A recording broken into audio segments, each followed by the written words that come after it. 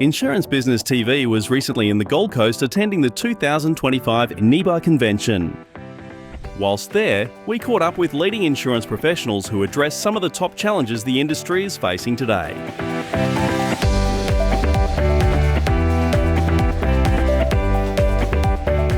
It's such a huge topic and it's such a difficult. The government is trying, they've made some changes. They've brought in the cyclone reinsurance pool, which is fantastic. They have the Insurance Affordability and Natural Hazards Risk Reduction Task Force that they've recently put in place, the Albanese government have put in place, and they have invited the large insurers along, which is fantastic. The thing with both of those topics is how do they use it? They've got two task forces, they've got schemes.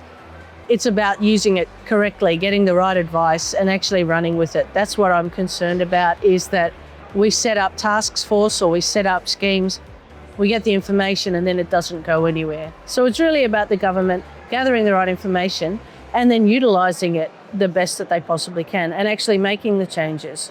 I wish it were as simple as don't build on flood zones anymore, because it's people's homes, it's people's livelihoods. There's a reason that they're there. When there's a next catastrophe, potentially we can look at where we build. If you look at Lismore and you look in Sydney at Penrith and the Hawkesbury, these are places that will lose their homes again. And when that does happen, what do? We can't just put them back up. This 1 in 100 year flood event is no longer a 1 in 100 year flood event, and it does happen regularly. So we have to look at where we're building.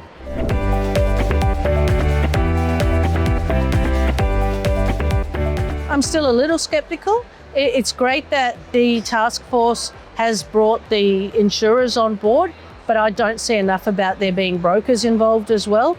And the brokers are the advocates for the end client. So the insurers are fantastic, they're knowledgeable, they're amazing, but we're really talking about the end clients when it comes to the cost of insurance.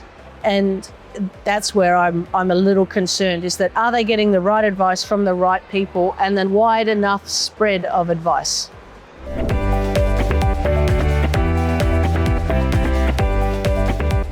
The biggest challenge for generalist insurance brokers are the emerging risks, are the things that nobody truly understands except for the specialists in that.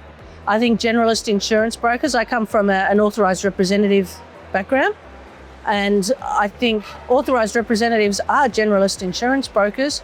They do work on almost anything that comes their way, and I don't want them to stop doing that. But it is impossible to know enough about every risk that a client has. So what I really want is that ARs to work together and work as a network and as a group. If we have specialists on cyber, specialists on trade credit, utilise them. You don't have to learn 100% about 100% of the broking, the insurance risks, but you do need to know who does know it.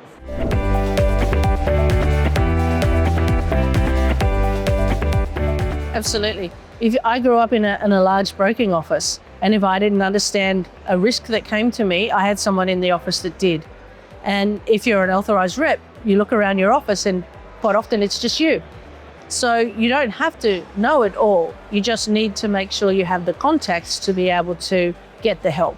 If you're worried about losing some of the commission, then are you in it for the right reasons? If you want to split the commission with someone and ensure that your client is properly covered, then that's the real broker. That's the broker of the future, and that's the broker that we need.